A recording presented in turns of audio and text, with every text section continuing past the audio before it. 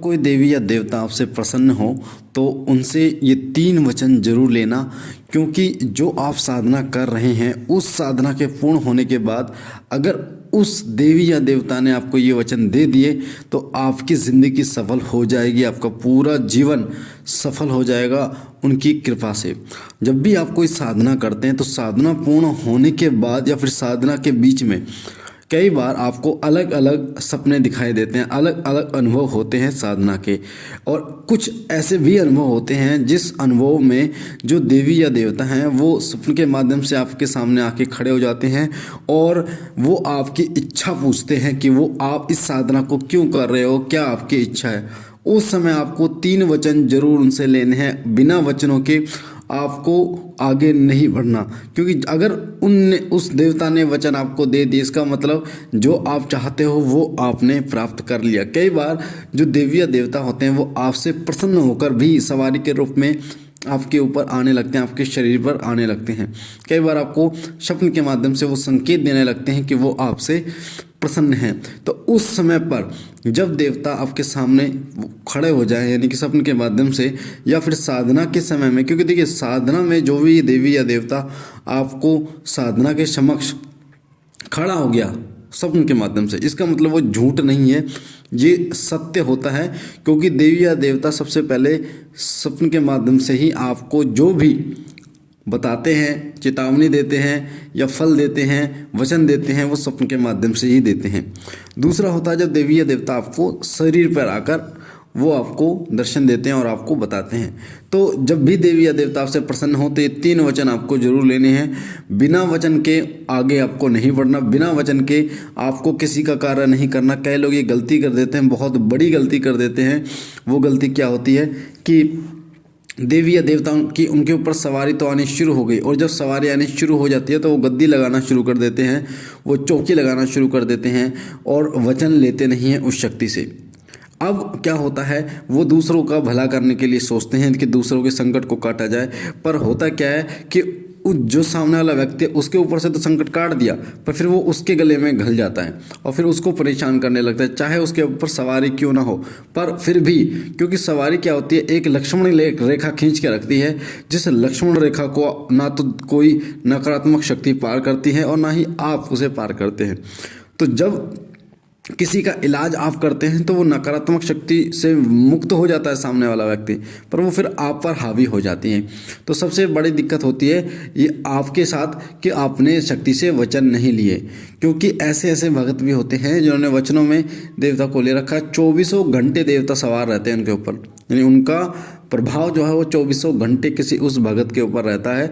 कोई भी नकारात्मक शक्ति उसे उसके शरीर पर हावी तो बहुत दूर की बात है, उसको छू भी नहीं सकती।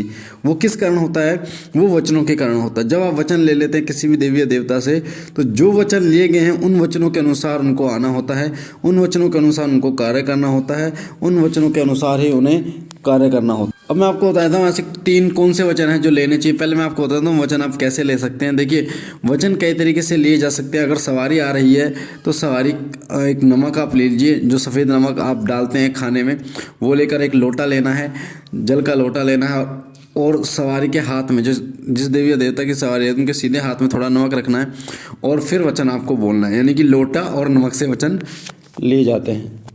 दूसरे तरीके से वचन लिए जाते हैं कि आप जो भी सवारी है उसको हाथ में हाथ रख के आप वचन ले सकते हैं उनसे। तीसरी तरीके से वचन लिए जाते हैं, अगर वहाँ पर अग्नि प्रचलित है तो अग्नि को साक्षी मान कर वो देवता वहाँ पे वचन लेते हैं। यानी कि वचन जब भी लिए जाते हैं तो 5 तत्वों में से किसी एक तत्व को या फिर सभी तत्वों को मानकर आपको वचन ले जाते हैं, उस सवारी से वचन लिए जाते हैं। तो जल, थल, अग्नि, आकाश, इनमें किसी से भी आप वचन ले सकते हैं, किसी को भी साक्षी मानकर वचन लिए जा सकते हैं। स्वप्न के माध्यम से जो वचन लिए जाते हैं तो उसमें किसी भी वस्तु की आवश्यकता नहीं होती, आप मुख से बोलते हैं और वो शक्ति आपको वचन दे देती है, तो वो सत्य हो जाते हैं। तो जब आप वचन लेंगे तो कौन से 3 वचन होंगे? देखिए सबसे पहला वचन होगा वो होगा कि जब भी मैं बुलाऊंगा तो आपको आना होगा, जब भी मैं बुलाऊंगा तो आपको आना होगा।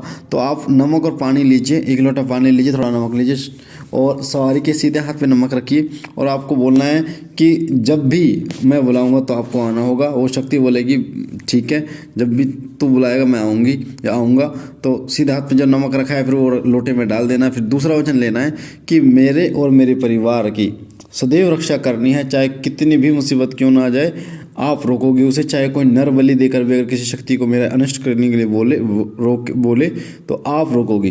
तो वो फिर नमक उसके हाथ में रखना शक्ति के, यानी जो सवारी आ रही है, फिर वो लोटे में डाल देना। तो वो शक्ति बोलेगी बिल्कुल ठीक है।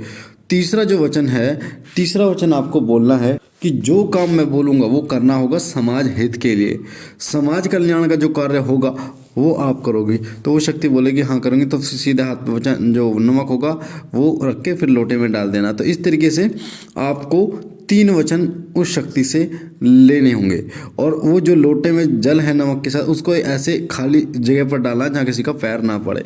तो इस प्रकार से 3 वचन किसी शक्ति से लिए जाते हैं और इन्हीं तीनों वचनों पर शक्ति रहती है। मैं आपको बता दूं, अगर देवता कहीं भी होगा, मान लीजिए आप चौकी पर आपने देवता को याद किया, वो कहीं भी होगा, अगर उसकी सवारी आपके ऊपर आती है दृश्य रूप से अदृश्य रूप से भी अगर वचन ले रखें तो वो तुरंत हाजिर होगा। चाहे कोई भी काम क्यों ना कर रहा हो देवता, वहाँ पर वो देवी या देवता वहाँ पर ज़रूर हाजिर होगा। तो वचनों की शक्ति होती है। वचनों में ब्रह्मा विष्णु महेश बंधे होते हैं। वचनों की इतनी बड़ी शक्ति होती है जिसमें पंच महाभूत आते हैं। और वचन अगर किसी शक्ति से ले लिया जाए तो वो अपने वचनों को बिल्कुल भी नहीं पलटती। और अगर वचनों से कोई शक्ति पलटती है तो वो नरकुंड में जाती है। वो शक्ति नमक की तरह गलती है और उसका